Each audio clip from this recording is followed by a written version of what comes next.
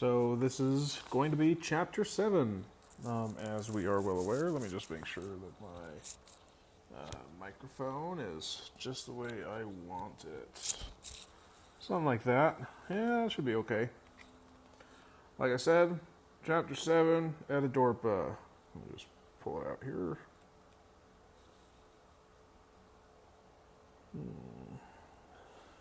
Book 1, Etidorpha Chapter 7. Chapter 7. A wild night. I am prematurely aged. In the depths of the night, I was awakened by a noise made by the opening of a door. And one by one, 7 masked figures silently stalked into my prison. Each bore a lighted torch, and they passed me as I lay on the floor in my clothes, for I had no bedding, and ranged themselves in a line. I rose and seated myself as directed to do upon the only stool in the room.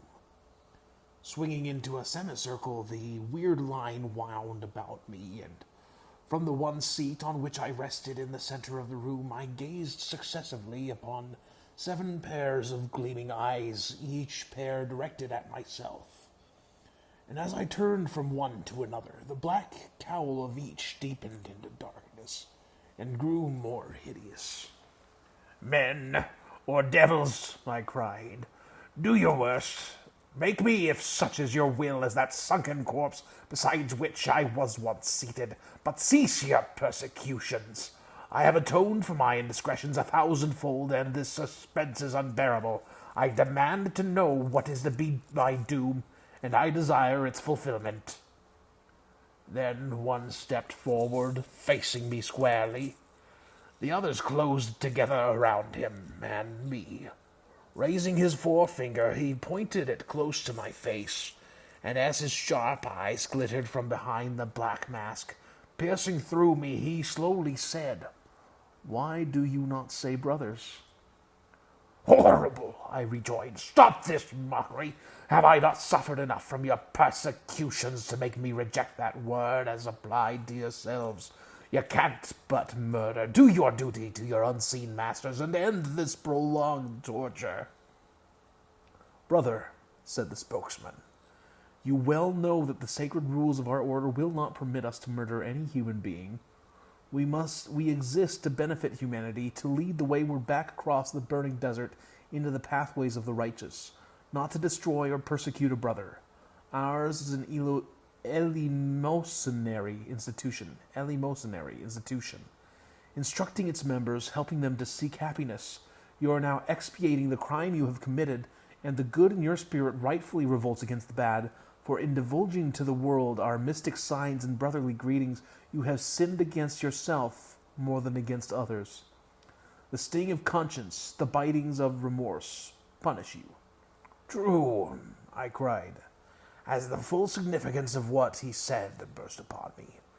"Too true, but I bitterly repent my treachery. Others can never know how my soul is harrowed by the recollection of the enormity of that breach of confidence. In spite of my open, careless, or defiant bearing, my heart is humble, and my spirit cries out for mercy.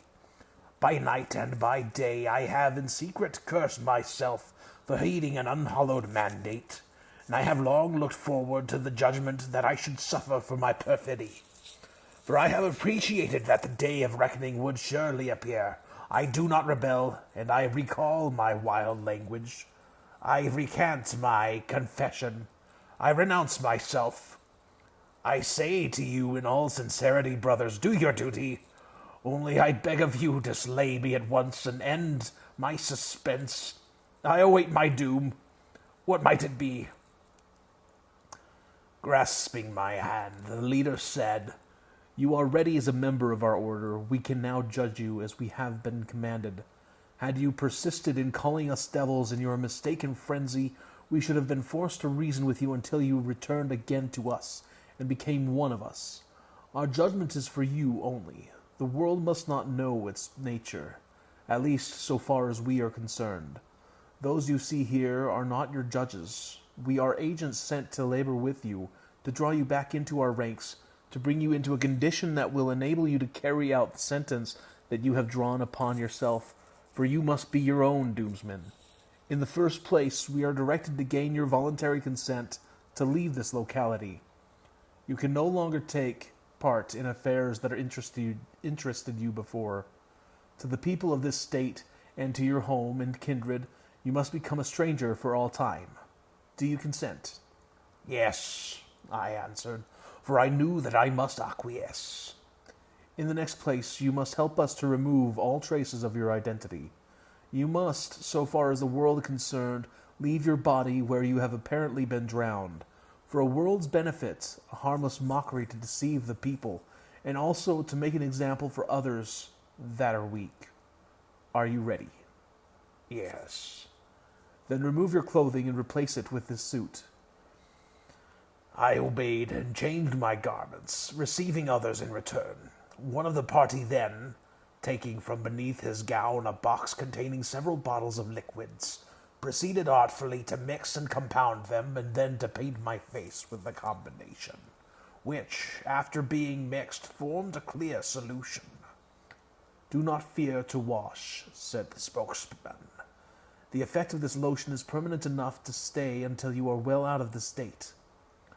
I passed my hand over my face. It was drawn into wrinkles as a film of gelatin might have been shriveled under the influence of a strong tannin or astringent liquid.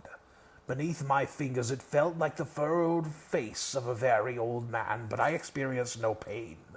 I vainly tried to smooth the wrinkles. Immediately upon removing the pressure of my hand, the furrows reappeared.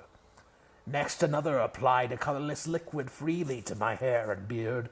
He rubbed it well and afterwards wiped it dry with a towel. A mirror was then thrust beneath my gaze. I started back. The transformation was complete. My appearance had entirely changed. My face had become aged and wrinkled, my hair as white as snow. I cried aloud in amazement. Am I sane? Is this a dream? It is not a dream, but under methods that are in exact accordance with natural physiological laws, we have been enabled to transform your appearance from that of one in the prime of manhood into the semblance of an old man, and that, too, without impairment of your vitality. Another of the masked men opened a curious little casket that I perceived was surmounted by an alembic and other alchemical figures, and embossed with an oriental design.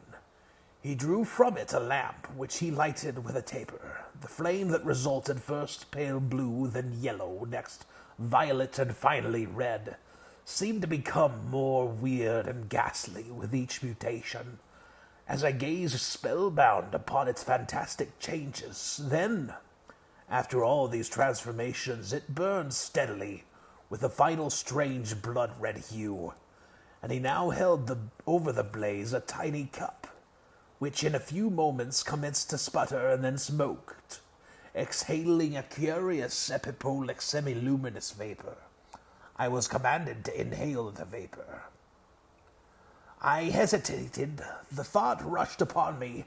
Now I am another person so cleverly disguised that even my own friends would perhaps not know me. This vapor is designed to suffocate me, and my body, if found, will not now be known, and could not be identified when discovered. "Do not fear," said the spokesman, as if divining my thoughts. "There is no danger." And at once I realized, by quick reasoning, that if my death were demanded, my body might long since have been easily destroyed, and all this ceremony would have been unnecessary. I hesitated no longer, but drew into my lungs the vapor that arose from the mysterious cup, freely expanding my chest several times, and then asked, "Is not that enough?" Despair now overcame me. My voice, no longer the full, strong tone of a man in middle life and perfect strength, squeaked and quavered as if impaired by palsy. I had seen my image in a mirror, an old man with wrinkled face and white hair. I now heard myself speak with the voice of an octogenarian. "What have you done?" I cried. "We have obeyed your orders. You told us you were ready to leave your own self here, and the work is complete. The man who entered has disappeared. If you should now stand in the streets of your village home and cry to your former friends, "It is I for whom you seek," they would smile and call you a madman.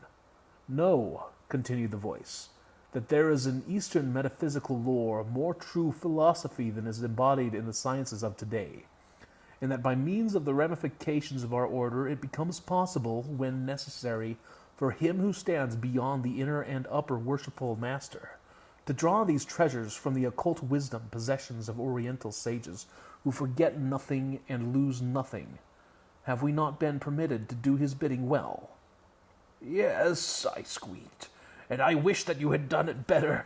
I would that I were dead." "When the time comes, if necessary, your dead body will be fished from the water," was the reply. "Witnesses have seen the drowning tragedy and will surely identify the corpse." "And may I go? Am I free now?" I asked.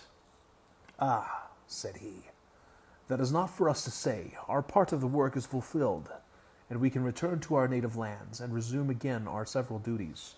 So far as we are concerned, you are free, but we have been directed to pass you over to the keeping of others who will carry forward this judgment. There is another step." "Tell me," I cried once more, desponding, "tell me the full extent of my sentence." "That is not known to us, and probably is not known to any one man. So far as the members of our order are concerned, you have now vanished. When you leave our sight this night, we will also separate from one another. We shall know no more of you and your future than will those of our working order who live in this section of the country. We have no personal acquaintance with the guide that has been selected to conduct you farther, and who will appear in due season, and we make no surmise concerning the result of your journey. Only we know that you will not be killed, for you have a work to perform, and will continue to exist long after others of your age are dead. Farewell, brother. We have discharged our duty, and by your consent, now we must return to our various pursuits. In a short time, all evidence of your unfortunate mistake, the crime committed by you in printing our sacred charges, will have vanished. Even now, emissaries are ordained to collect and destroy the written record that tells of your weakness, and with the destruction of that testimony, for every copy surely will be annihilated, and with your disappearance from among men, for this also is to follow, our responsibility for you will cease." Each of the 7 men advanced and grasped my hand, giving me the grip of brotherhood. And then, without a word, they severally and silently departed into the outer darkness. As the last man disappeared, a figure entered the door, clad and masked, exactly like those who had gone. He removed the long black gown in which he was enveloped, threw the mask from his face, and stood before me. A slender, graceful, bright-looking young man. By the light of the candle I saw him distinctly, and was at once struck by his amiable, cheerful countenance, and my heart bounded with a sudden hope. I had temporarily forgotten the transformation that had been made in my person, which, altogether painless, had left no physical sensation, and thought of myself as I had formerly existed. My soul was still my own, I imagined. My blood seemed unchanged and must flow as rapidly as before. My strength was unaltered. Indeed, I was in self-consciousness, still in the prime of life. "Excuse me, father," said the stranger, "but my services have been sought as a guide for the first part of a journey that I am informed you intend to take." His voice was mild and pleasant, his bearing respectful, but the peculiar manner in which he spoke convinced me that he knew that, as a guide, he must conduct me to some previously designated spot, and that he proposed to do so was evident, with or without my consent. "Why do you call me father?" I attempted to say, but as the first few words escaped my lips, the recollection of the events of the night rushed upon me. For instead of my own, I recognized the piping voice of the old man I had now become, and my tongue faltered. The sentence was unspoken. "You would ask me why I called you father, I perceive. Well, because I am directed to be a son to you, to care for your wants, to make your journey as easy and pleasant as possible. to guide you quietly and carefully to the point that will next prove of interest to you. I stood before him a free man in the prime of life, full of energy, and this stripling alone interposed between myself and liberty. Should I permit the slender youth to carry me away as a prisoner, would it not be best to thrust him aside, if necessary, crush him to the earth? Go forth in my freedom? Yet I hesitated, for he might have friends outside.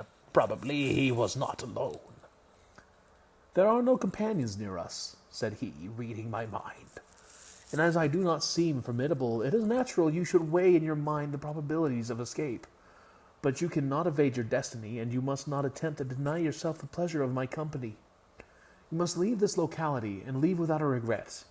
In order that you may acquiesce willingly, I propose that together we return to your former home, which you will, however, find no longer to be a home. I will accompany you as a companion, as your son. You may speak, with one exception, to whomever you care to address, may call on any of your old associates, may assert openly who you are, or whatever and whoever you please to represent yourself. Only I must also have the privilege of joining in the conversation. Agreed, I cried, and extended my hand.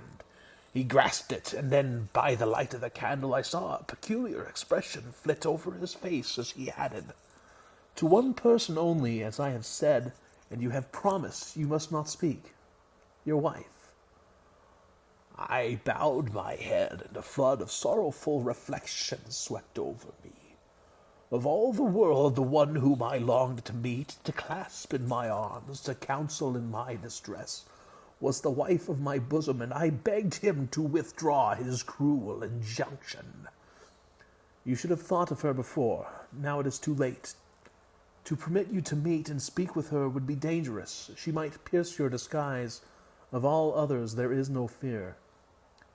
I must go with you into an unknown future without a farewell kiss from my little child, or from my babe scarce 3 months old. It has been so ordained. I threw myself on the floor and moaned, This is too hard for a human heart to bear. Life has no charm to a man who is thrust from all he holds most dear, home, friends, family. The men who relinquish such pleasures and such comforts are those who do the greatest good to humanity, said the youth. The multitude exists to propagate the race as animal progenitors of the multitudes that are to follow, and the exceptional philanthropist is he who denies himself material bliss and punishes himself in order to work out a problem such as it has been ordained that you are to solve. Do not argue further. The line is marked, and you must walk direct. Into the blaze of the old fireplace of that log house, for although it was autumn, the night was chilly, he then cast his black robe and false face, and as they turned to ashes, the last evidences of the vivid acts through which I had passed were destroyed.